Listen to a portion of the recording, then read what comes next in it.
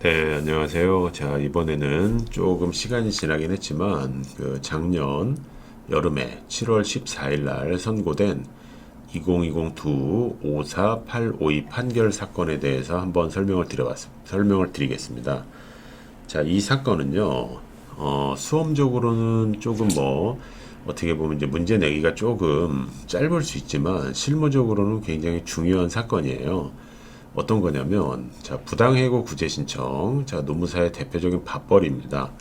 자, 이랬을 때 2015년 사건을 한번 말씀을 드릴게요.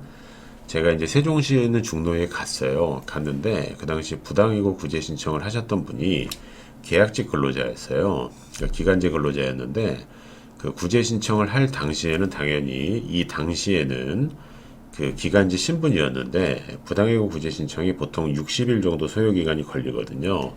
자, 60일 사이에 이미 기존의 근로 계약이 끝나버린 거예요.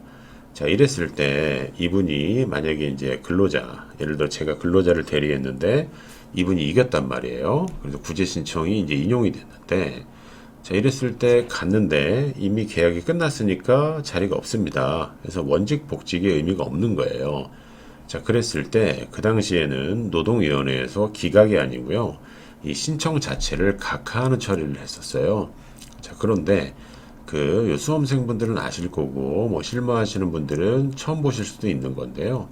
뭐 처음 보셔도 상관없습니다. 자, 2020년에 원직에 복직하는 것이 불가능하게 되더라도 해고 기간 중에 임금 상당액을 지급받을 필요가 있다면 임금 상당액의 지급을 구하는 구제 명령에 받을 이익이 충분히 있기 때문에 재심 판정을 다툴 소의 이익이 있다 해서 그 복직은 못하지만 어떤 금전에 대한 그 어떤 청구권은 살아있기 때문에 이 부분에 대해서 각하를 하지 말라라는 대법원의 판결이 있었어요. 그래서 이게 우리 공인노무사 시험에서도 노동법에서도 이게 뭐 행정쟁송법 문제일 수도 있겠지만 그 노동법과 중첩이 되는 문제로서 어쨌든 출제가 된 적이 있어요.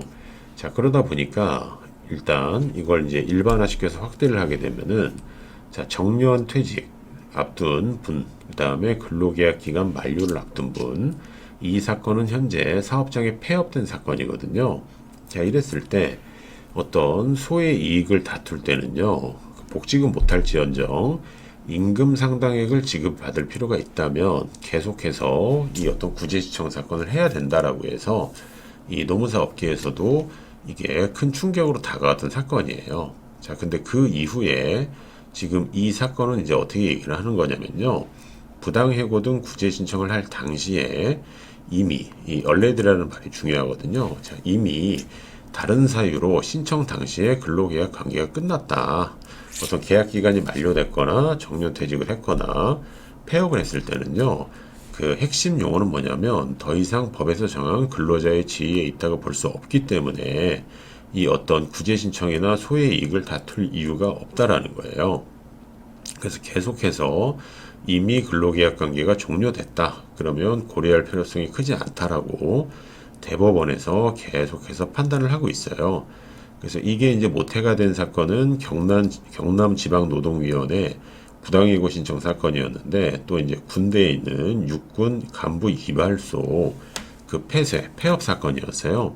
근데 보시게 되면은 구제 신청을 당시에 이미 폐업으로 원고의 근로계약 관계가 끝났기 때문에 구제 명령을 받을 이익이 인정할 수 없다라고 하는 약간의 안타까운 판례입니다. 그래서 지금 제가 이렇게 화면에 띄워드리는 거는요. 제가 이제 그 지금 이제 썼던 실무서, 그 다음 나중에 이제 개정할 내용을 위해서 제가 이제 원고로 쓴 내용이고요.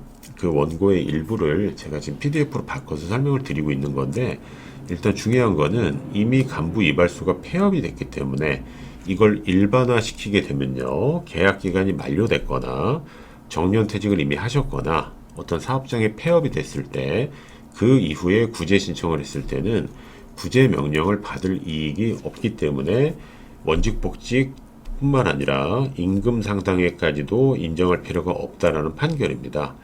그래서 근로기준법 28조, 30조는 적용될 여지가 없다라는 걸로서 실무적으로 다시 한번 정리해 드리게 되면은 아주 예전에는요.